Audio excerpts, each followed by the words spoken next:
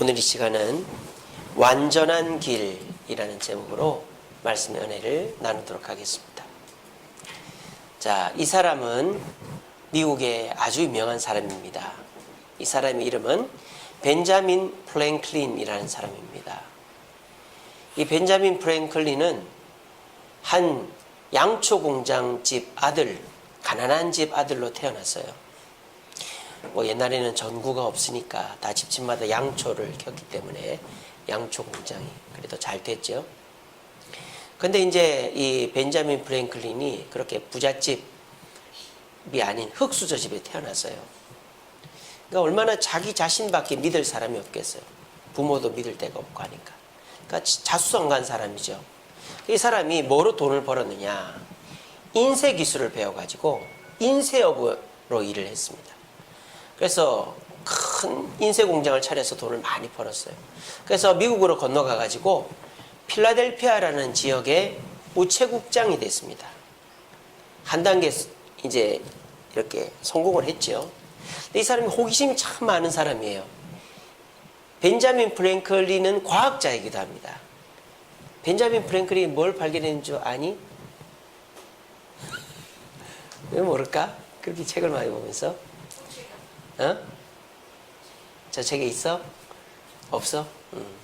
이 벤자민 프랭클린은 호기심이 많아요. 그래서 번개가 번쩍번쩍 친단 말이에요. 그러면서 알지? 그래서 이 벤자민 프랭클린이 저 번개는 도대체 뭐로 돼 있을까 궁금했던 거예요. 보통 사람은 그거로 끝나잖아요. 궁금하다. 근데 벤자민 프랭클린은 연을 날렸어요. 연을 날려가지고 그 번개까지 날려본 거예요. 어떻게 됐을까요? 그 번개가 물에 젖은 연에 붙은 거예요. 전기가 지지직하고 그 실을 타고 오더니 손에 딱 닿은 거예요. 아 뜨거워 하면서 손 놓은 거죠. 근데 어이구 나 죽을 뻔했다 이게 아니라 손을 딱 치면서 이 사람이 깨달은 거예요. 뭐냐? 번개가 전기라는 것을 최초로 깨달은 사람이 벤자민 프랭클린입니다. 그 전까지만 해도 번개가 전기인지를 몰랐던 거예요. 사람들은. 그래서 이 벤자민 프랭클린이 이 번개가 쳐서 사람이 죽고 건물이 부서지고 불이 나고 이런 것들이 많았단 말이에요. 그래서 이 번개의 피해를 막는 방법으로 피레침이라는 걸 최초로 발명한 사람이 벤자민 프랭클린입니다. 그러니까 이 사람 과학자이기도 해요. 근데 이 벤자민 프랭클린이 제일 유명한 건 이거예요. 이게 뭐죠? 미국 돈이잖아요. 100달러. 100달러가 우리나라는 얼마예요? 11만 원 정도 하죠. 11만 원. 우리나라에는 10만 원짜리 지폐가 없습니다만 미국에는. 근데 미국 사람들 100달러짜리 지폐를 거의 안 써요.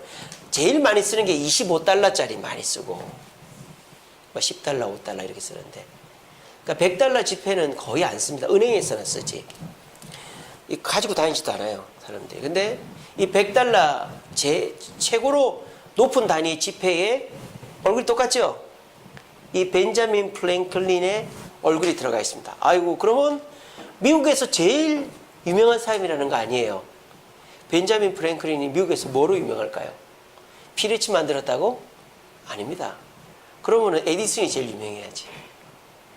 이 벤자민 프랭클린이 제일 유명한 이유는 이 사람이 미국이 독립할 때 독립선언서를 제일 처음 기초를 잡은 사람이 이 벤자민 프랭클린이었어요. 이 사람 글도 잘 쓰는 사람이었어요. 글도. 그래서 이 벤자민 프랭클린은 자수성가, 흙수저였는데 자기 힘으로 자수성가 해가지고 인쇄업으로 돈을 벌고 과학적인 업적도 남기고 또 글을 잘 써서 독립선언서의 기초를 남긴 아주 유명한 미국인입니다. 그래서 미국의 독립의 아버지다. 그렇게 불리는 사람. 그래서 미국 돈의 가장 고액 지폐에 얼굴이 들어가 있어요. 근데 이 벤자민 프랭클린이 남긴 명언이 있습니다. 그게 이겁니다. 여러분들 많이 들어보셨을 거예요. 하늘은 스스로 돕는 자를 돕는다. 자, 이 명언을 딱 들어보니까 누가 딱 떠오릅니까? 바로 벤자민 프랭클린이 떠오르죠. 왜? 이 사람이 자수성가한 사람이거든요. 그러니까 이거는 자기의 삶의 고백이죠. 하늘은 스스로 돕는 자를 돕더라. 그래서 내가 열심히 하니까 잘 되더라. 이거예요. 그래서 벤자민 프랭클린은 내가 열심히 하니까 하나님이 나를 도와주더라. 이렇게 된 거예요. 자, 그런데 여러분들이 이 말을 그냥 별 생각 없이 보면은 굉장히 좋은 말인 것 같아요. 여러분, 하늘은 스스로 돕는 자를 돕는다라는 말이 좋은 말 같습니까? 별로 안 좋은 말 같습니까? 좋은 말 같죠? 아, 왜? 내가 열심히 하면 하늘이 도와준다니까. 그런데 이 말은 우리 기독교로 봤을 때는 굉장히 안 좋은 말입니다. 왠지 아십니까? 하나님이라는 존재를 부정하는 말이기 때문에. 이 벤자민 프랭클린은 기독교라는 종교, 예수님, 하나님은 인정했지만 하나님의 기적, 예수님의 성경에서 행하신 그런 인간의 머리로 이해 안 되는 것은 받아들이지 않는 사람이었습니다.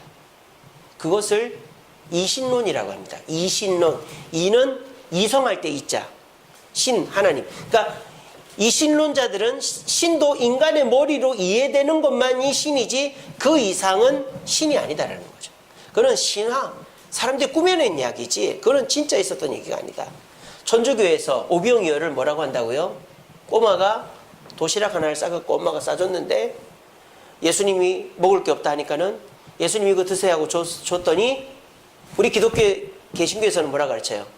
그 물고기 2마리 떡 5개가 2만 명을 먹였다고 하잖아요. 천주교에서는 그걸 어떻게, 제가 그 설교하는 걸 직접 봤어요. 뭐라고 설교한 줄 아세요? 그 소년이 도시락을 꺼내서 예수님께 드리는 걸 보면서 도시락을 싸왔던 사람들이 부끄러워가지고 그 도시락을 내어서 같이 나눠 먹었다. 이게 천주교식 오병이어 사건의 해석이에요. 우리랑 전혀 다르죠. 근데 천주교는 그런 예수님을 믿는 거예요. 아시겠죠? 그러니까 우리가 믿는 예수님하고 다르잖아요. 우리는 천지를 창조하시고 1.1의 글자 하나하나 틀림이 없는 성경을 믿는데 천주교에서는 내 머리로 이해되는 예수님, 이해시켜서 믿는 거죠. 그런 사람 중에 하나가 이 벤자민 프랭클린이었던 거예요. 그래서 이 벤자민 프랭클린은 미국은 종교 국가가 되어서는 안 된다라는 거죠. 이거는 맞는 말이죠. 왜냐? 영국, 독일, 프랑스 그 당시 국가들이 다 정교 일치가 되다 보니까 종교도 타락하고 국가도 망쳐버리는 거예요. 그러니까 종교 지도자들이 국가를 막 쥐고 흔드니까. 그래서 미국만큼은 종교가 지배하는 나라가 아니라 사람이 지배하는 나라를 만들어야 되겠다. 정교 분리를 애초부터 국시로 정한 사람이 벤자민 프랭클린이에요. 그거는 맞는 말입니다만 근데 이 사람이 가지고 있던 생각은 잘못된 거죠. 하나님이 우리 머리로 이해되면 하나님입니까? 그거는 인간과 똑같은 분이죠. 어떻게 우리 머리로 이해되는 분이 하나님이라고 말할 수가 있겠습니까? 근데 이 벤자민 프랭클린은 우리 머리로 이해되는 것만을 믿겠다 이 말이에요. 그게 이신론이에요. 이 말은 그 이신론을 대표하는 말입니다. 이거는 우리가 좋게 해석하면 내가 열심히 하면 하늘이 도와준다. 우리나라 속담에 뭐가 있어요? 지성이면 감천이다 이런 말 있잖아요. 그거예요, 그거. 근데 이거를 이 벤자민 프랭클린이 이 말을 만든 것으로 해석을 하면 어떻게 되느냐? 신은 필요 없다는 거예요. 신은 필요 없다. 내가 나를 도우면 된다. 내가 나를 도우면 되지 신은 필요 없다. 이게 벤자민 프랭클린이 이 명언에 담아놓은 뜻이다 이 말입니다. 자, 이게 한 끗 차이라는 거야. 한 끗 차이. 우리가 신앙생활을 함에 있어서 한 끗 차이로 내 신앙이 하나님과는 정반대의 신앙이 될 수도 있고 또는 하나님이 기뻐하시는 신앙이 될 수도 있다는 겁니다. 그러면 그 한 끗 차이의 기준이 뭐냐? 벤자민 프랭클린은 머릿속에 뿌리 깊게 인본주의적 사고방식이 있었다. 인간이 우선이라는 거죠. 인간의 이성, 인간의 행복, 인간의 판단이 우선이지 신이 우선이 아니다. 중세 유럽을 보니까 신이 우선을 하다 보니까 인간은 저 밑에 내려가 있더라. 그래서 인간들의 가치가 너무 떨어져 있어서 이 미국이라는 나라는 인간의 가치를 우선하는 나라로 만들어야 되겠다. 이게 벤자민 프랭클린이 미국 독립선언서에 기초한 내용이에요. 물론 인권 중요하죠. 하지만 그 인권은 하나님으로부터 내려와야 권위가 있는 것입니다. 물론 중세의 기독교 국가들이 타락하고 잘못한 부분들이 있죠. 하지만 우리가 뭐 하나 잘못했다고 다 갖다 버릴 수는 없는 노릇 아니에요. 그래서 이 벤자민 프랭클린은 이 미국이라는 나라가 신에 의해서 좌지우지되기를 원치 않았기 때문에 인본주의적 가치관으로 독립선언서의 기초를 썼고, 그 가치관은 쭉 미국의 지도자들을 통해 내려오게 되어지는 것입니다. 우리가 볼 때 인본, 인권, 인간의 가치 중요해 보이지만 한 끗 차이예요. 이것이 하나님의 뜻보다 우선돼 버리면 그것은 이단이 되기도 하고 저주받는 계기가 되어지는 것입니다. 오늘 저는 완전한 길이라는 제목으로 여러분들과 함께 말씀을 나누고자 합니다. 제가 얼마 전에 이 시편 101편을 읽으면서 그렇구나, 하나님이 기뻐하는 완전한 지도자, 완전한 성도는 이렇게 해야 되는구나 하는 것을 묵상해 보았습니다. 저와 여러분들이 어느 정도까지 왔어요? 이렇게 새벽기도 나오시지요, 수요기도 금요기도 나오시지요, 교회에서 직분 맡아 봉사하시지요. 그러니까 여기 계신 분들은요, 정말 우리 대한민국이 아니라 전 세계 그리스도인들 중에 저는 1%라고 생각합니다. 여러분들은 정말 대단한 분들이에요. 하늘나라 가면은 정말 면류관 최고로 많이 받을 분이죠. 저는 여러분들이 조영기 목사님보다, 곽선희 목사님보다 더 면류관 많이 받을 거라 생각합니다. 그분들 끝에 가가지고 삐끗해서 저는 면류관 천국이나 갈 수 있을까 모르겠어요. 여러분들이야말로 정말 주님 앞에 칭찬받고 면류관 받을 최고의 1%의 그리스도인입니다. 자, 그런데 완전한가에 대해서는 아직까지 의문이라는 거죠. 제가 이 101편을 읽으면서 내가 주님 앞에 한다고 최선을 다하는데 내가 이 부분에서 잘못하면 완전한 자가 되지를 못한다는 거예요. 주님이 보실 때. 여러분들은 제가 지난번에 설교했죠. 여러분 다 훌륭한 분들입니다. 하지만 여러분들이 완벽하다고는 말할 수가 없는 거예요. 그래서 저는 오늘 이 시간에 여러분들과 함께, 저도 포함해서 우리가 어떻게 하면 완벽한 기독교인에 가까워질 수 있는가, 완벽한 성도에 가까워질 수 있는가에 대해서 나눠보고자 합니다. 여러분, 결승점을 앞에 뒀어요. 내가 1등이에요 지금.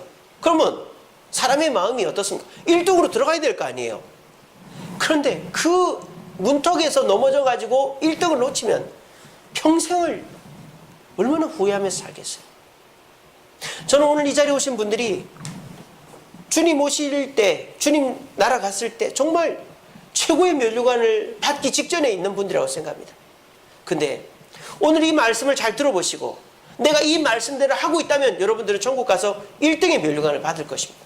하지만 여러분들 오늘 말씀과 비교해 봤을 때 내가 한 끗 차이로 주님 앞에 이 말씀에 어긋나는 행동을 하고 있다면 우리는 오늘 이 시간 이 말씀에 내 자신을 비교해서 주님이 기뻐하시는 완벽한 신앙인으로 될 수 있게끔 노력을 해야 된다는 거죠.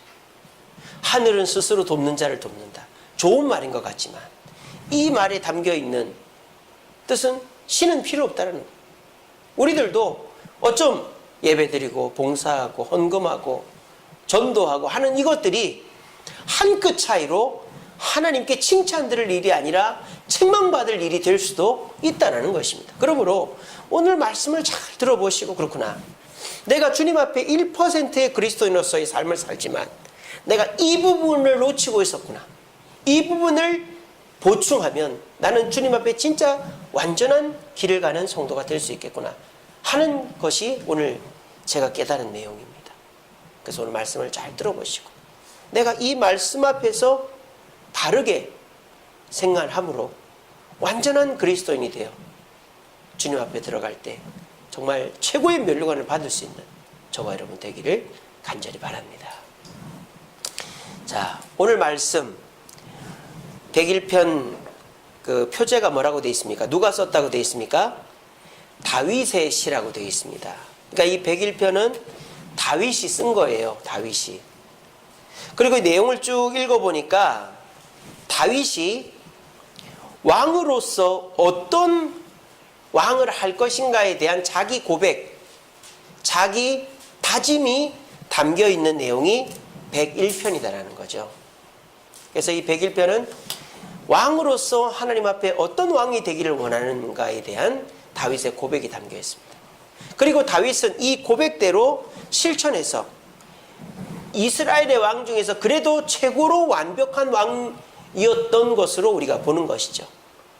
자, 그렇다면, 그래서 다윗이 그렇게 고백합니다. 2절에 보면, 내가 완전한 길을 주목하오리니 주께서 어느 때나 내게 임하시겠나이까.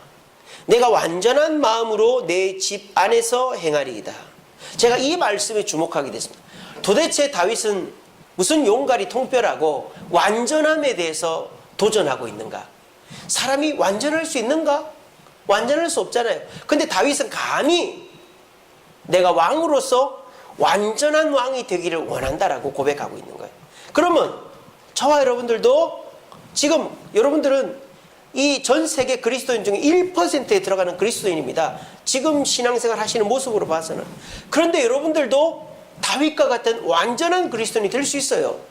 그러니까 그 완전한 길로 가기 위해서 오늘 이 다윗이 고민하고 있었던 부분을 우리가 같이 고민해 보면 우리들도 완전한 그리스도인이 될 수 있겠다라는 것입니다.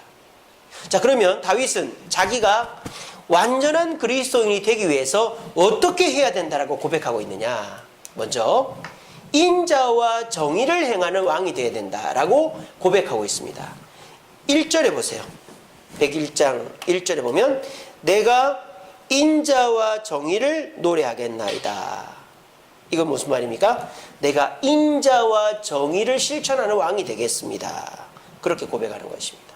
자, 인자, 정의, 히브리어로 인자는 헤세드, 정의는 미슈파트라는 단어입니다. 헤세드는 자비죠. 자비. 여러분들 가난한 사람들한테 조건 없이 물질과 시간과 그런 걸 주는 게 자비죠. 그죠? 자비.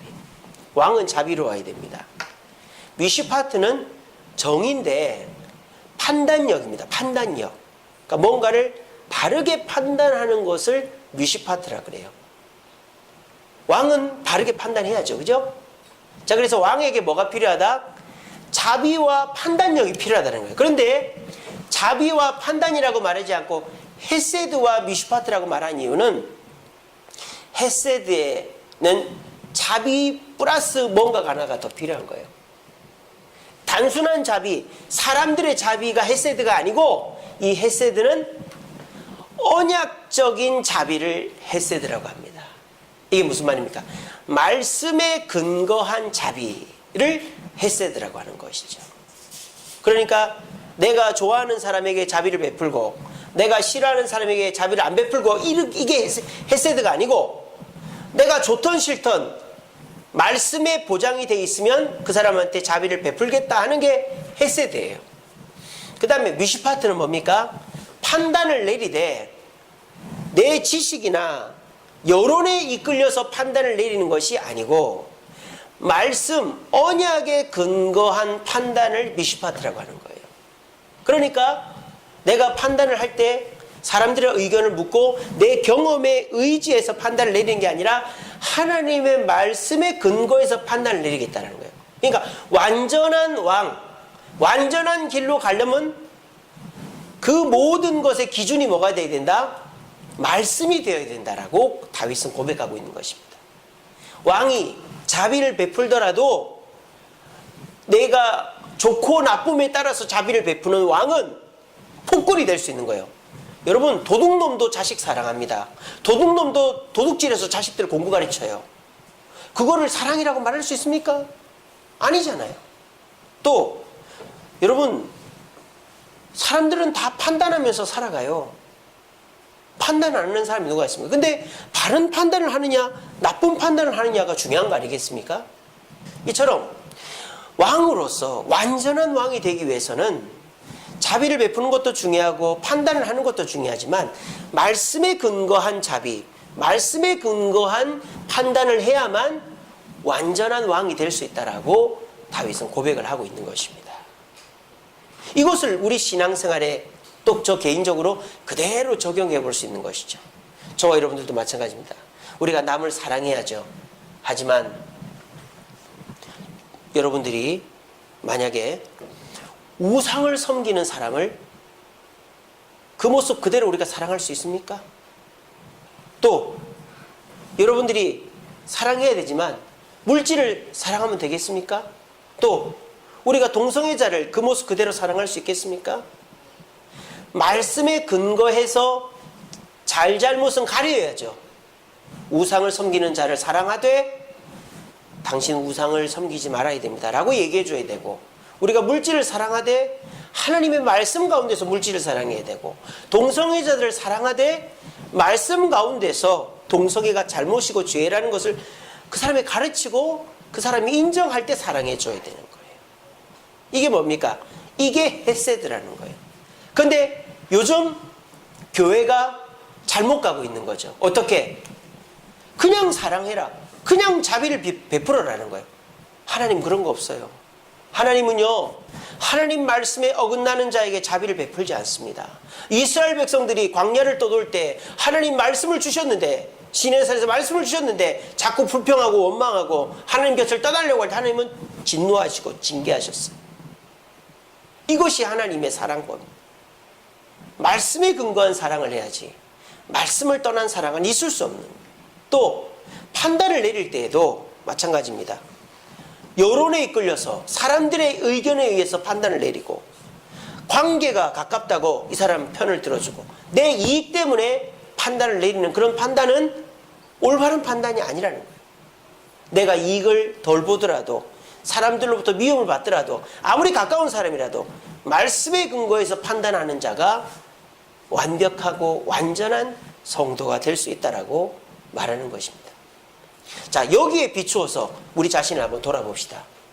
여러분들은 어떠십니까? 제가 볼 때 여러분들은요, 우리 대한민국, 아니 전 세계 1%의 그리스도인입니다. 근데 여러분들이 사랑하죠. 사람들을 사랑하고 이해하고 용서해 줍니다. 또 바른 판단을 내리려고 애를 쓰죠. 근데 그것에 기준으로 말씀을 삼고 있습니까? 그리고 말씀에 어긋난 모습을 볼 때 그거 틀렸다라고 말하고 있습니까? 내가 사랑하니까 저 사람 상처받을까 봐 얘기 못하고 있는 거 아니에요?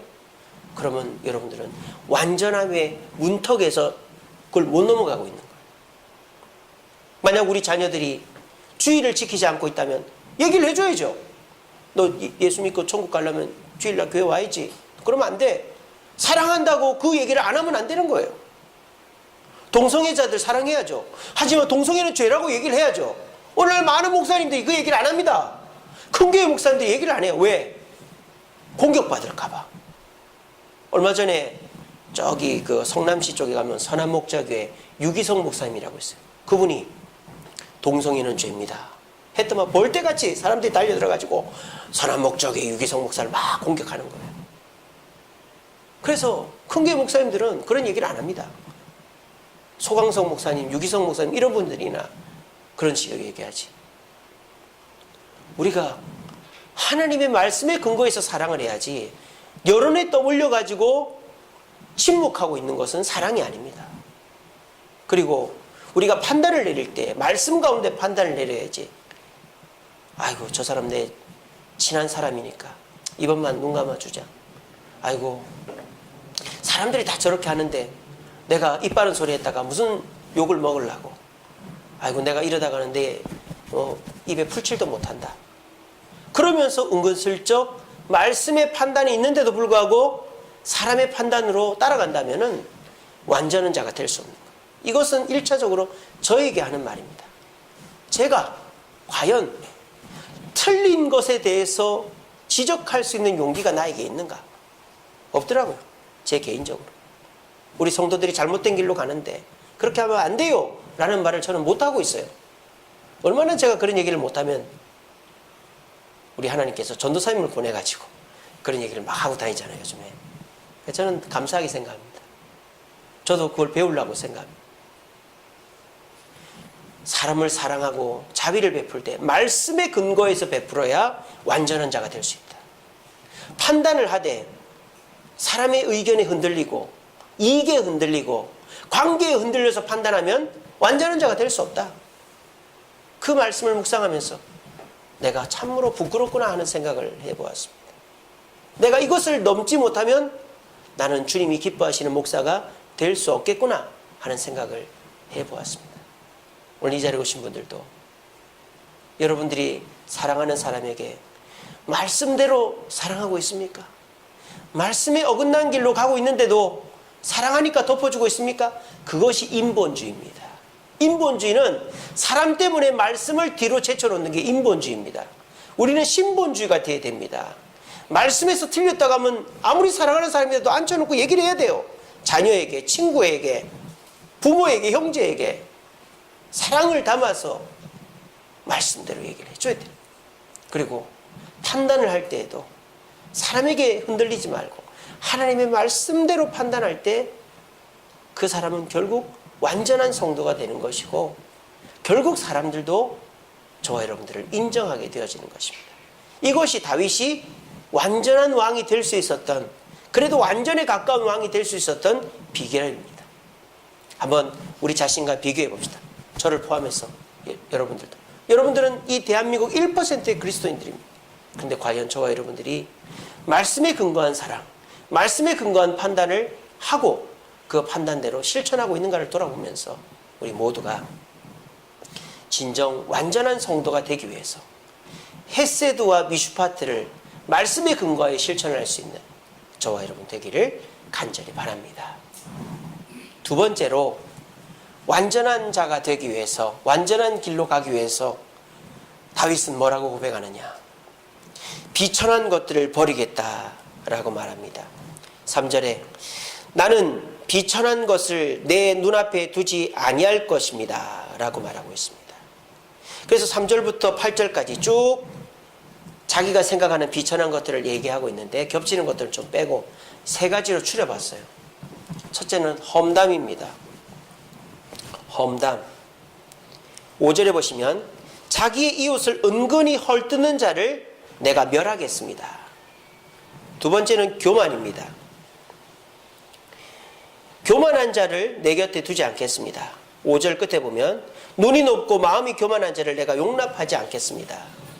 세 번째는 거짓입니다. 7절에 보면 있죠. 거짓을 행하는 자는 내 집안에 거주하지 못하게 하겠습니다. 자, 지금 이 다윗의 고백을 잘 보시면 자기가 험담하고 교만하고 거짓을 한다는 게 아니죠. 무슨 말인지 알겠죠? 지금 다윗은 험담하는 자를 내 곁에 두지 않겠고 교만한 자를 내 곁에 두지 않겠고 거짓말하는 자를 내 곁에 두지 않겠습니다라고 말하는 거예요. 그러니까 다윗은 이미 이 수준을 넘어선 거죠. 다윗은 험담하지 않습니다. 교만하지 않습니다. 거짓말하지 않습니다. 그럼 무슨 말입니까 이게? 구별되겠다라는 말이에요. 구별되겠다. 어떻게? 그런 자들과 내가 구별되겠다. 그런 자들에게 흔들리지 않겠다 이 말이에요. 그런 자들이 아무리 나에게 유익을 주겠다 해도 나는 그런 자들과 함께하지 않겠다 이 말이에요.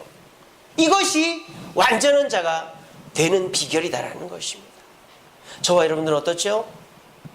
내 이익을 위해서 내가 손해를 볼까봐 내 주변의 사람들을, 이 사람이 이런 문제가 있는 줄 알면서도 옆에 둘 수밖에 없고, 그래서 나도 거기에 물들어가 버리는 그런 경향들이 있지 않습니까?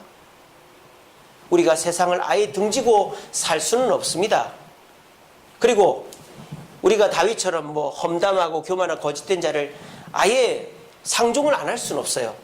하지만 최소한 그 사람들과 구별된 삶을 살아야 되는 겁니다. 그게 무슨 말입니까?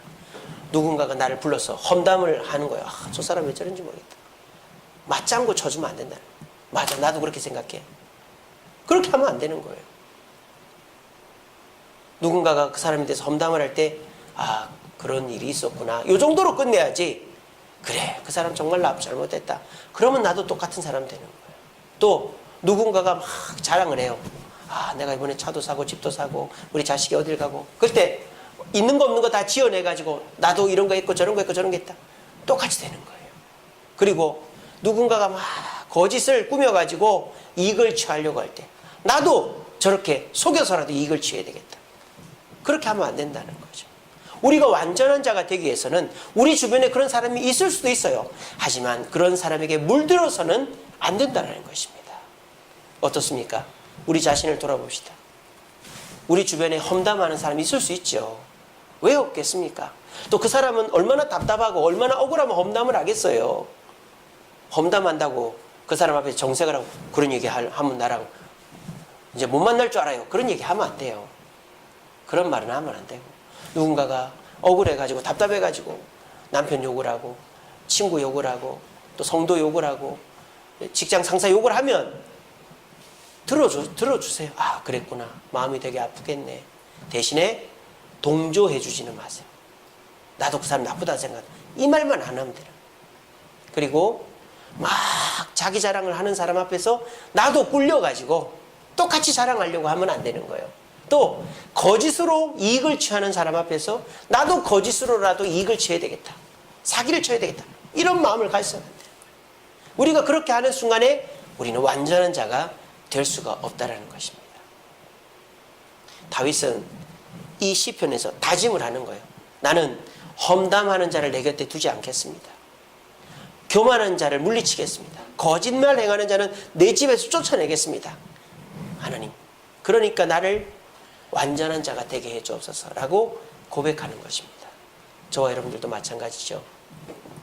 우리들이 이렇게 열심히 신앙생활 하는데 이 더운 날 금요 기도회까지 나오시는데 여러분 이렇게 살다가 완전한 자의 문턱에서 완전한 자가 되지 못하면 얼마나 억울하겠어요. 그런 저와 여러분들 정말 상위 1%에 들어가는 여러분들에게만 할 수 있는 설교예요. 여러분들 아니면 이런 설교를 들어봐야 아무 소용이 없어요. 왜? 완전한 자의 문턱에 못 갔으니까. 근데 제가 볼 때 제가 이 설교를 왜 금요기도회 때 하느냐? 여러분들이 신앙적으로 정말 훌륭한 분들이기 때문입니다. 근데 우리에게 있어서 정말 마지막 남은 문제점들이 뭐냐?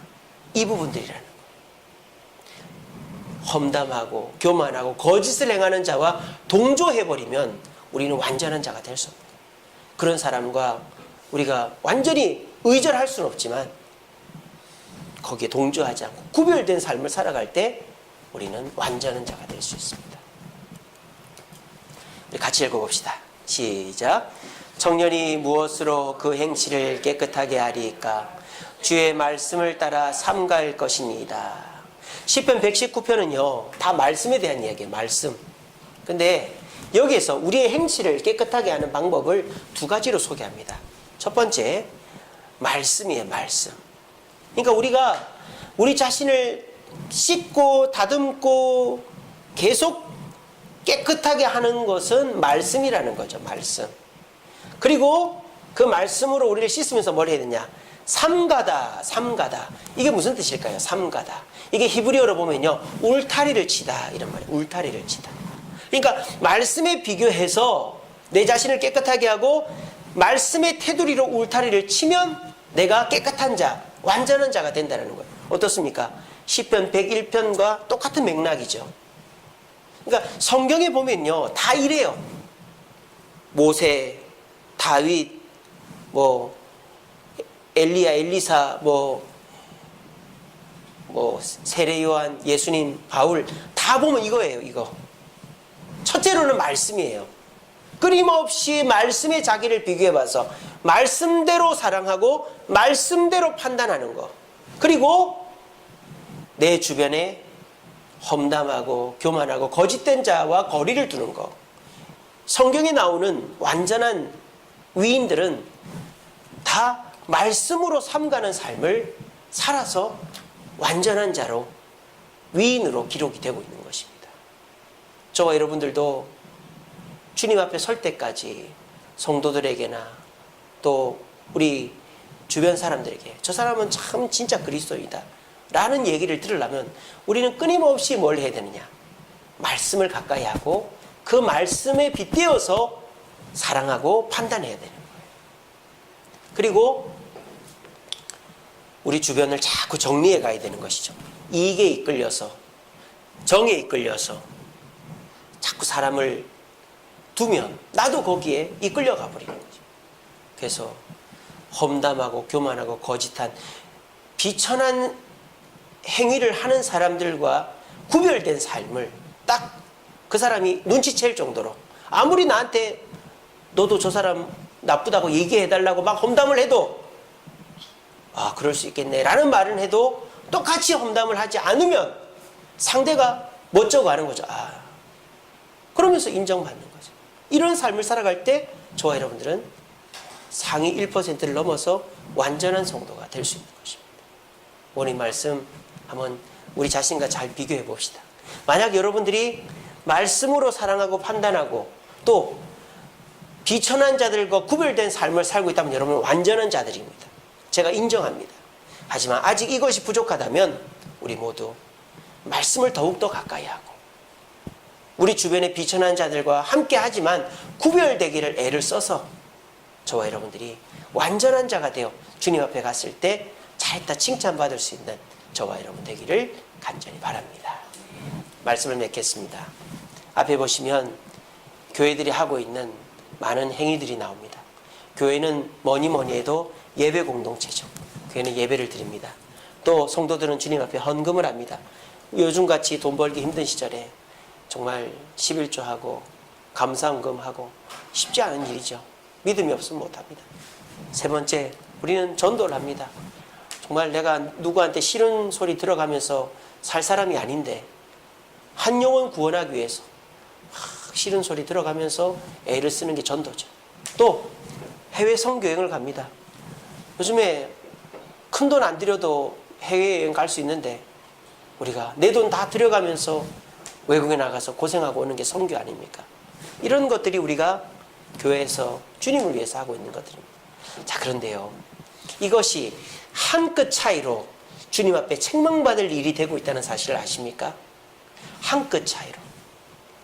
예배가요, 하나님을 위한 예배가 아니라 사람을 위한 예배가 되어질 때 그 예배는 공연이 되어집니다. 미국의 많은 교회들이요, 예배가 공연이에요. 한 30분 공연을 합니다. 무슨 신곡 발표회도 하고요. 그리고 설교 시간에는 그냥 교훈을 전달해요. 그 설교도 그냥 하는 게 아니고 토크쇼를 하고 연극을 하고 이럽니다. 그러고 가요. 미국의 많은 교회들은 예배가 공연화됐어요. 왜? 사람을 우선시하니까. 헌금도 마찬가지죠. 헌금을 하나님께 하나님의 방법대로 드려야 되겠다고 생각을 안 하면 뭐가 될까요? 헌금은 기부금이 되는 거예요. 그래서 교회들마다 요즘 어떻게 합니까? 온라인으로 헌금을 해요. 여러분 그게 맞는 거라고 생각하십니까? 헌금은 예배의 자리에서 하나님께 드려야 그게 헌금이지, 온라인으로 계좌 이체하면 그거는 기부금이죠. 그리고 전도도 마찬가지죠. 우리가 전도를 어떻게 해야 됩니까? 한 영혼을 사랑하는 마음으로 정말 한 영혼을 구원하기 위해서 해야 되는데 전도 잔치라는 거래요. 그래서 막 20명 30명 데려오면 선물 주고 막 그렇게 해서 막 이렇게 사람 한번 자리 꽉 채우는 이벤트가 전도가 되고 있어요. 그리고 해외 선교도 마찬가지죠. 해외 선교를 진짜 하나님이 기뻐하시는 대로 가는 게 아니라 그냥 실적 쌓기 위해서 이벤트성으로, 또는 내가 한번 해외여행 가고 싶은데 그냥 여행 가면 부끄러우니까 선교를 빙자한 해외여행을 가는 거예요. 이게 다 뭡니까? 하나님을 위해서 한다고 하는데 사실은 사랑이 위에 가 있는 인본주의적 신앙의 형태가 요즘 드러나고 있는 거예요. 이렇게 하는 것은 하나님 앞에 아무 하나님을 기쁘시게 하는 것들이 못 되는 것입니다. 자, 그럼 어떻게 해야 될까요? 한 끗 차이입니다. 이것들을 말씀으로 끄집어 내려야 되는 거예요. 예배도 말씀대로 예배드리고, 헌금도 말씀대로 헌금하고, 전도도 말씀대로 전도하고, 선교도 말씀대로 선교하면 되는 거예요. 그리고 아무리 다른 교회가 열린 예배, 공연식 예배를 해서 부흥을 해도 그들과 구별되고, 아무리 다른 교회가 온라인으로 헌금을 해도 그들과 구별되고, 아무리 다른 교회가 이벤트성 전도잔치를 해서 부흥을 해도 그들과 구별되고, 아무리 다른 교회가 해외여행 삼아서 뭐 태국, 파타야, 뭐 발리 이런 데 선교여행 가도 그들과 구별되면 그러면 되는 거예요. 복잡한 것 같아도 간단한 것입니다. 어떻게 하면 됩니까? 말씀대로만 하면 되는 거예요. 말씀대로. 제일 중요한 게 저죠. 왜? 우리 주샘교회를 그래도 끌고 가고 있으니까. 여러분 저를 위해서 기도해 주십시오. 제가 절대 말씀을 벗어나지 않도록, 사람 때문에 흔들리고 또 막 교회가 빨리 부흥해야 되겠다는 욕심 때문에 흔들리고 그러지 않도록 오직 말씀대로 교회를 이끌어가고 예배드리고 헌금하고 전도하고 선교할 수 있도록 저를 위해 기도해 주셔야 됩니다. 그리고 여러분들도 우리 교회가 말씀대로 예배드리고 말씀대로 헌금하고 전도하고 말씀대로 주님을 섬길 수 있도록 동참해 주시고 함께 해 주셔야 되는 것입니다. 그렇게 할 때 우리는 완전한 자가 될 수 있습니다. 저도 전에도 말씀드렸지만 욕심이 나죠. 다른 교회처럼 우리 교회도 빨리 부흥했으면 좋겠고, 저도 우리 교회가 좋은 일이 많이 생겼으면 좋겠어요. 하지만 거기에 거짓이 끼고 교만이 끼고 험담이 낀다면 그것은 결코 주님이 기뻐하시는 일이 아니라 인본주의적인 행위다라는 것을 기억합니다. 여러분들의 개인의 삶 속에서도 우리가 남을 사랑해야 되지만 말씀대로 사랑하고 있는지, 그리고 판단하더라도 말씀대로 판단하고 있는지 우리 자신을 돌아보고, 아무리 나에게 이익을 주고 아무리 내게 필요한 삶이라도 하나님의 말씀에 어긋나면 그들과 거리를 두고 구별될 수 있는 자가 되어질 때 결국 그 사람이 완전한 자가 되어진다라는 것을 기억하시면서 저와 여러분들이 완전한 자가 되기 위해서 애쓰고 노력할 수 있는 저와 여러분 되기를 간절히 바랍니다. 우리 시간에 찬양하겠습니다. 주가 보이신 생명의 길, 나 주님과 함께 상한 마음을 들이며 주님 앞에 나아가리. 나의 의로움이 되신 주, 그 이름 예수, 나의 길이 되신 이름 예수. 여러분, 우리는 주님의 길을 가는 사람들이